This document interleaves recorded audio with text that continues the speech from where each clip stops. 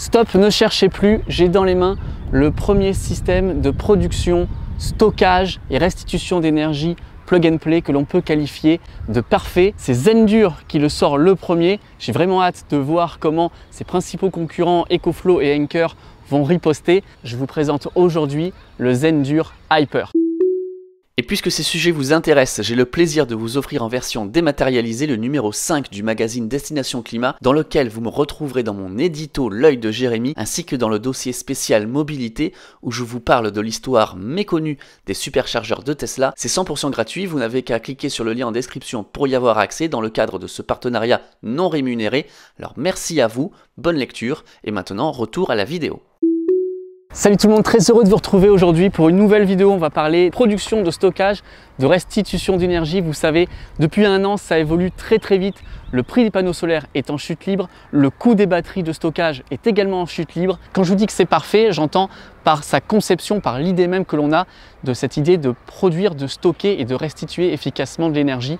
On va en parler dans le détail parce qu'il y a au moins 3 voire 4 innovations vraiment majeures dans ce produit. La première chose à savoir, c'est que c'est un micro-onduleur hybride. Il est capable de recevoir de l'électricité directement par des panneaux solaires. On a 4 entrées différentes, on a 2 MPPT, ça fait un total de 1800 watts. On les voyait venir Zendur depuis un petit moment, depuis le moment où ils ont intégré l'option du Shelly, cette option avec Energy Management. Ça ressemble à un petit disjoncteur Schneider traditionnel. Si je sais grâce au Shelly ce dont ma maison a besoin, je sais aussi quand j'ai une production photovoltaïque, combien est-ce que je suis en train de renvoyer dans le réseau. Vous voyez là où je veux en venir? Eh bien l'idée derrière tout ça, c'est de se dire si je suis capable de décharger la batterie en fonction des besoins, pourquoi est-ce que je ne serais pas capable de charger aussi ma batterie en fonction du surplus qui repart dans le réseau gratuitement, puisque finalement c'est bien ça l'intérêt de tout système plug and play, c'est de produire de l'électricité facilement, sans rien demander à personne, son consuel, de pouvoir stocker le surplus avant qu'il ne parte dans le réseau.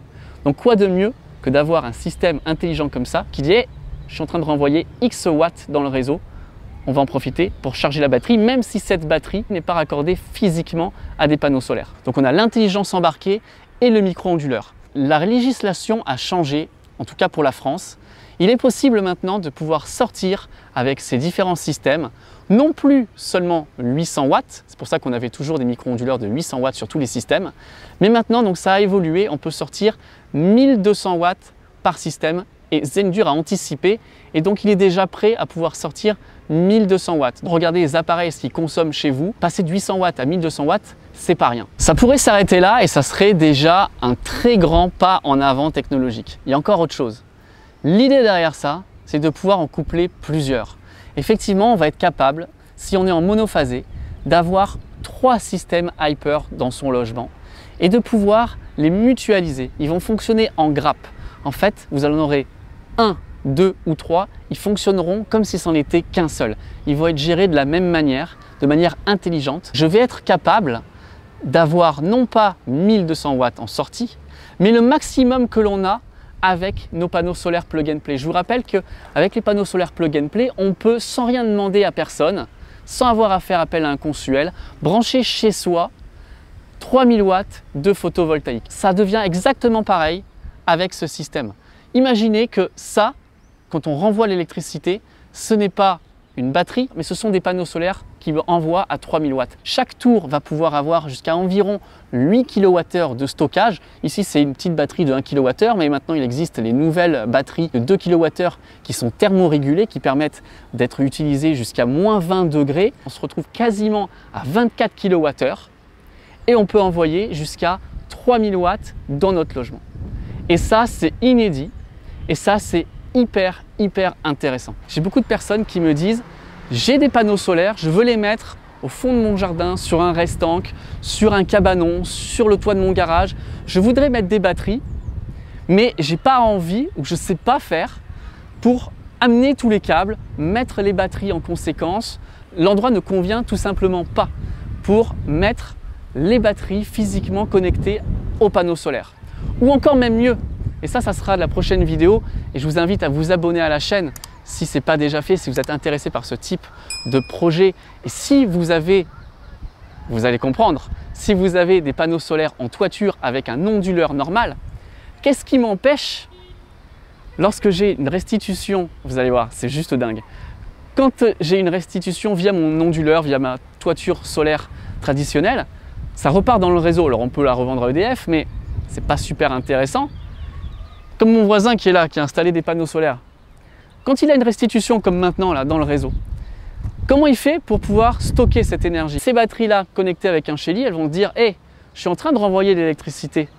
Et il peut poser cette batterie n'importe où chez lui, dans sa chambre, dans son bureau, dans son salon, sur sa terrasse parce que les batteries sont étanches, et du coup intercepter l'énergie et pour pouvoir s'en resservir plus tard. Donc ça veut dire que c'est aussi un système qui va vous permettre de greffer facilement, très facilement, des batteries sur un système photovoltaïque en toiture existant.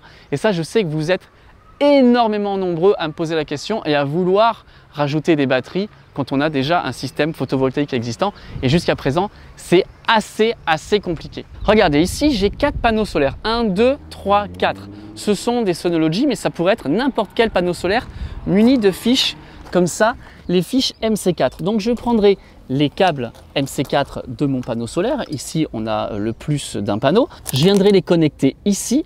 On a nos PV1, PV2, PV3, PV4. Donc très bien, l'énergie irait de mes panneaux solaires vers le micro-onduleur hybride et directement dans ma batterie. Donc là, ça va puisque ce sont tous des panneaux solaires qui sont très bien orientés.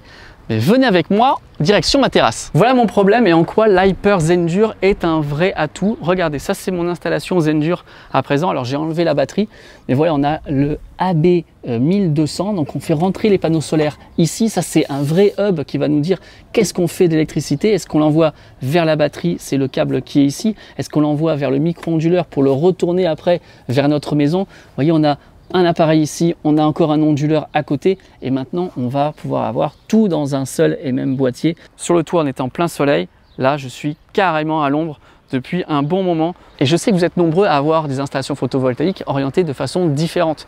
Donc si vous en avez par exemple une orientée est et une orientée sud ou orientée ouest, eh bien, il y a un moment où si vous avez des batteries, ça ne pourra pas stocker l'énergie. Donc là, le fait de pouvoir tout centraliser de façon extérieure, externe à la production photovoltaïque d'une ligne de panneaux solaires, c'est vachement bien, c'est vachement mieux et ça nous permet de dire, bah, c'est pas grave, je mets mes panneaux solaires à un endroit dans mon jardin, on n'est pas obligé d'être connecté physiquement à nos panneaux pour faire le stockage. C'est parti, je suis dans la cuisine, c'est là que j'ai décidé de poser mes batteries, j'aurais pu les mettre n'importe où. Vous voyez, on n'est pas physiquement raccordé au panneau photovoltaïque, on va juste se raccorder à la prise de courant qui est ici. Juste avant, je voulais vous dire un truc, vous voyez, ce sont bien des batteries qui n'ont pas de ventilation, donc on est en refroidissement passif et c'est pareil pour le micro-onduleur. Le micro-onduleur, en fait, il est cannelé ici, il est dentelé, alors c'est pas juste pour l'esthétique, mais en fait ça forme un radiateur pour avoir une plus grande surface pour dissiper la chaleur. Vous allez pouvoir les mettre partout là où il y a une prise, pas besoin de ventilation, pas besoin d'être dans un endroit isolé phoniquement pour pas que ça vous mette une tête énorme. Donc c'est vraiment super, on peut les mettre dans un bureau, dans la cuisine, on peut même les mettre dans sa chambre. Moi j'adorerais avoir ça en mode table de chevet, je sais pas ce que vous en pensez. Pas le dire. Donc voilà, c'est vraiment super intéressant quand on voit le système que j'ai avec EcoFlow. Les batteries, ça marche très bien, hein, mais les batteries ventilent énormément. C'est pas la même technologie, c'est pas fait pareil. Et du coup, je les ai enfermées dans un local derrière. D'ailleurs, dites-moi en partie commentaire, où est-ce que vous mettriez ces petites batteries? Donc là, je suis sur l'application Zendur. Alors c'est pour l'instant une application en bêta test. On aura sur l'application le Hyper 2000-1 ici et le -2 là. Je vais brancher les deux systèmes tout simplement à une prise de courant. Le 1 est branché, le 2 est branché. On est donc raccordé aux batteries AB1000 de 1 kWh. Et tiens, au passage, ça vous parle, celle-là, cette batterie spécifique? Eh bien en fait, c'est la batterie que j'avais lorsque j'ai installé mon premier kit. Je ne sais pas si vous vous rappelez, mais ça ne fonctionnait pas. On a cru au départ que c'était le PV Hub qui avait un problème, mais en fait c'était la batterie. La batterie était morte, elle était à 0%. Et en fait, comme le PV Hub c'est une passerelle entre le photovoltaïque et la batterie, le PV Hub il la reconnaissait pas et ça a été impossible de la charger. Pour autant, je l'ai gardé pendant plus de 6 mois là-dedans. Et je me suis dit, si un jour on a la possibilité de le recharger en courant direct, ça va nous forcer à réveiller la batterie. Donc je l'ai tout de suite sorti du carton, je l'ai branché et elle m'a dit batterie installée, vous voyez 0, low voltage, message d'erreur. Je me suis dit bon tant pis, elle est morte. Et puis au bout de quelques secondes, j'ai vu 1 watt, 2 watts et ça a continué, j'ai réussi à la charger jusqu'à 100% et à la réveiller et à la ressusciter la batterie. Le Shelly nous dit que l'on est en train de restituer vers le réseau 220 watts. Donc ça, c'est l'électricité qui est partie, perdue, donnée gratuitement à Enedis. On va aller ici dans celui qui a 93% et qu'est-ce que l'on voit? Eh bien, on a de l'électricité du réseau vers la batterie et elle se charge donc de manière automatique. Alors à noter ici que c'est une version donc de démonstration. Tout n'est pas optimisé encore, mais c'est juste la mécanique qui est bien optimisée, qui est bien fonctionnelle. Avec les premiers systèmes, il y avait ce problème de manque de réactivité pour faire sortir le courant. Là, apparemment, avec ce système, ils veulent beaucoup plus de réactivité. J'ai entendu au watt près ou quelque chose comme ça en 3 secondes. Donc normalement, le deuxième système qui est ici est aussi contrôlé par l'appareil. Alors là, on est à 15% de batterie et hop, hop, là, voilà. Le système a détecté qu'il y avait suffisamment de puissance et il est en train de charger la deuxième aussi. Donc j'ai actuellement mes 2 batteries qui sont en train de se charger de manière intelligente, coordonnée, en fonction de ce que le Shelly détecte comme puissance de retour vers le réseau. Je vous propose de regarder maintenant la décharge. Je vais me faire un petit thé avec le mug Tesla Rivera des 10 000 abonnés. Et d'ailleurs, on va bientôt arriver maintenant à 50 000 abonnés. Quand on y sera, je vous proposerai un live spécial où il y aura pas mal, à mon avis, de giveaway, de produits qui seront donnés, des codes de réduction. Eh bien, n'hésitez pas, encore une fois, à vous abonner à la chaîne si ce n'est pas déjà fait. Voyons voir ce que ça donne, parce que là, clairement, on n'a pas assez de production photovoltaïque pour alimenter le micro-ondes qui doit consommer aux alentours de 1600 watts, quelque chose comme ça. Donc là, on va devoir faire appel à nos batteries Zendure. Est-ce qu'elles vont se vider, oui ou non? On va le voir dans quelques instants. On est quand même en train d'envoyer 700 watts dans le réseau avec celui-là. Là. Donc c'est le Hyper 1 qui est en train de se décharger. Pas besoin d'activer la décharge du deuxième Hyper. Ça suffit largement entre la production photovoltaïque et les 800 watts d'un seul Hyper. Je suis à 0 sur le Shelly. Vous vous rendez compte que là, on est en train de sortir 800 watts. Pas de blague, il n'y a pas de ventilateur, donc ça fait pas de bruit, 0 décibels. Et là, c'est légèrement tiède. Ouais. De toute façon, on refera d'autres vidéos quand ça sera vraiment sorti. Puis on fera une vidéo chez des amis à moi qui ont une toiture photovoltaïque, qui l'ont installée d'ailleurs avec nos amis de chez Sonology. Ils ont 3 ou 6 kW, on ira voir. Je ne suis pas encore allé voir leur installation.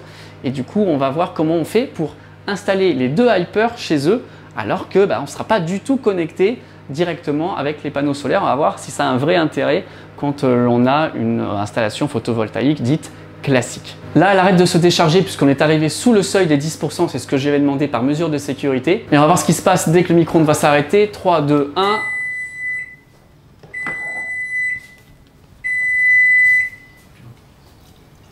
Quelques secondes plus tard, je suis déjà en train de recharger à quasiment 500 watts et je suis déjà remonté à 12% dans la batterie. Il va être possible de charger les AB1000 à 900 watts. Il sera possible de charger aussi les AB2000 à 1200 watts et si vous avez 2 batteries l'une sur l'autre, vous pourrez recharger jusqu'à 1600 watts. Donc même là, ça va super vite et je trouve qu'on arrive à des nouveaux standards qui sont vraiment super intéressants et encore une fois, je suis vraiment convaincu que ce genre de produit, d'ici quelques années, même peut-être même quelques mois, eh bien ça sera quasiment standard chez tout le monde. C'est pour ça aussi que je vous fais ces vidéos pour vous montrer l'intérêt et on va dire la hype autour de ces produits. Petite mise à jour, puisque je suis en ce moment à Munich, je vais vivre demain de l'intérieur la présentation officielle de ce nouveau produit pour vous dire qu'il y a une autre possibilité d'utiliser l'Hyper, puisque si vous n'avez pas de panneaux solaires, que ce soit des panneaux solaires qu'on voudrait brancher en direct ou même des panneaux solaires en toiture, eh bien vous aurez quand même la possibilité d'utiliser cette solution. Pourquoi? Parce que du moment où on a un Shelly, on va être capable aussi de charger et de décharger la batterie en fonction, en fonction du prix de l'électricité en temps réel. Donc il sera possible d'acheter l'électricité quand on a un tarif tempo, quand on a un tarif heure creuse par exemple, et de s'en resservir automatiquement au moment des heures pleines, ou également si vous avez un tarif dit dynamique, en fait l'application va être capable de savoir quel est le prix spot à l'instant T pour pouvoir déclencher la charge et la décharge de la batterie au meilleur moment. C'est une option que je trouve super intéressante et ça ouvre les possibilités d'avoir du stockage à tout le monde, que l'on ait du photovoltaïque ou non. Et pareil, on imagine des millions de logements qui vont être capables de charger au même moment les batteries en fonction bien du prix spot, en fonction de si on a un surplus, un excédent de photovoltaïque ou d'énergie renouvelable tout simplement dans le réseau et de pouvoir les réinjecter à un moment où on a une demande qui est très importante. Ça soulagera le réseau, ça évitera les potentielles coupures, de faire augmenter le prix de l'électricité parce qu'on mettra en route des centrales à gaz. Donc je pense que c'est un win-win-win. Le tarif, pour finir, de ce produit, il est à 799 € prix de sortie, prix de lancement, auquel on aura aussi une réduction comme d'habitude. Je pense que c'est 3%. Je vous mets ici le lien de toute façon et le tarif définitif avec ma réduction. Dites-moi si ça vous intéresse, dites-moi si vous avez d'autres systèmes, dites-moi si c'est le système que vous attendiez pour pouvoir passer au stockage domestique, peut-être même aussi à la production photovoltaïque. J'ai très hâte de vous lire. Si cette vidéo vous a plu, n'hésitez pas et même je vous incite fortement à lâcher un commentaire et un pouce en l'air. Ça aide énormément au référencement de ces vidéos pour pousser vraiment, j'ai envie de dire, la bonne parole de la transition énergétique et de la production d'énergie au plus de personnes possible. C'est vraiment hyper important que vous preniez 2 petites secondes pour liker. C'est vraiment ultra important aussi de vous abonner et de partager cette vidéo. Allez, ciao ciao tout le monde.